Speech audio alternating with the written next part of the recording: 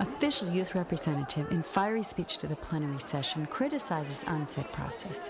Message censored, freedom of speech denied. Feedback censored, breakdown of planetary nervous system. Officially elected international youth angry, upset, irritated. Hold press conference. Onset is a farce. UN security officers push in, forcefully take away the youth, all under 25 years of age. Casualties, detention, stripped of official credentials, media sensation. Well, for me, it was violent, but not in the sense that what's just been happening in my country. Because in the Philippines, it's really violent there. Any form of dissent will just be crushed.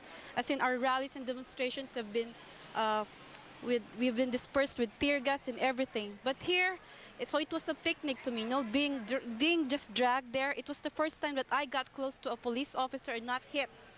But I felt so miserable afterwards because, you know, this is unsaid. This is supposed to be the UN thing. It's the last resort, you know. It's exactly those values that we hold dear to our heart against militarism, which has not been addressed in my country. It has not been addressed here at all. And it was just frustrating for me. This conference was supposed to be addressing environment and development and making, you know, public participation the primary goal, so that everybody could have their voice in addressing, you know, the problem, the global crisis. But we see that it's been completely controlled by, you know, the dominant government, dominant government, and the multinational corporation, which now control the economic world.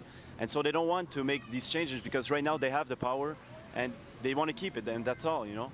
And so we see some things like the whole onset process. The Secretariat has been paid in large part. I think it's 30% of its budget has been paid by multinational corporations that right now have a bad record on the pollution, in terms of pollution. So it's a complete greenwash. They just pay to get their image improved. The whole trend we have seen here is the institutionalizing of the influence of the multinationals and the business community within the United Nations system. The indigenous people, the youth and women have been only given, you know, artificial representation of what's going on.